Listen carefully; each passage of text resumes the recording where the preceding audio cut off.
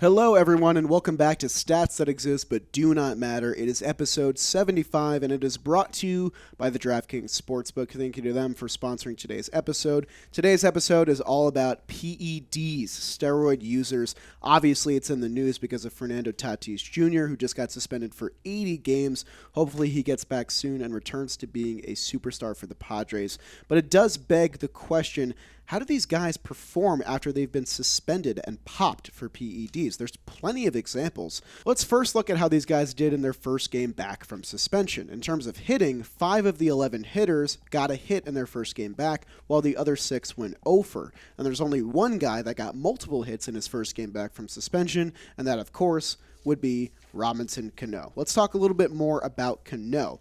His batting average for his career obviously went down after he got suspended. The first time it went from career 304 to 284 after the fact.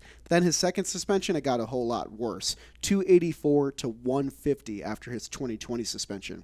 He's not the only one whose batting average got worse in his career after he got popped. Wellington Castillo was a former All-Star catcher, and his numbers went way down after he got popped. Jorge Bonifacio, former number 1 overall pick Tim Beckham, Ramon Laureano, all of these guys had their numbers go down after their suspension. 2 big ones had their numbers not really change all that much after the fact, and they're still active to this day. Starling Marte on the Mets and Jorge Polanco on the Twins, who I actually forgot ever got popped in the first place. Let's talk about our pitchers too, though, because there's plenty of guys with unique case samples here as well.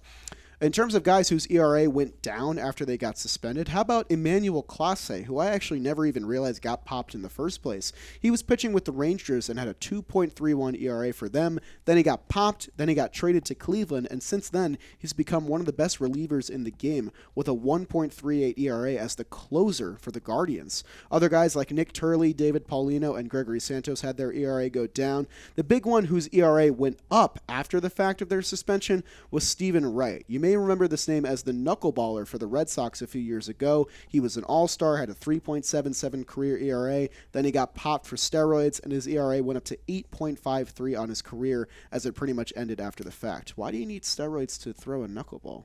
I won't understand that one. I don't know. A lot of guys had the similar ERA between pre- and post-suspension as well. Big names here like Michael Pineda of the Twins, 4.04 before and 3.98 ERA after, and Frankie Montas, who just got traded from the A's to the Yankees.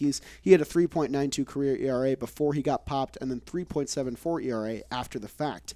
Let's dive a little bit deeper into all of these numbers, though. One that I really wanted to highlight was Starling Marte, who we mentioned before as having a pretty similar average between pre- and post-suspension. The thing I find interesting is the amount of games. One, he had 600 games before his suspension and 620 games after.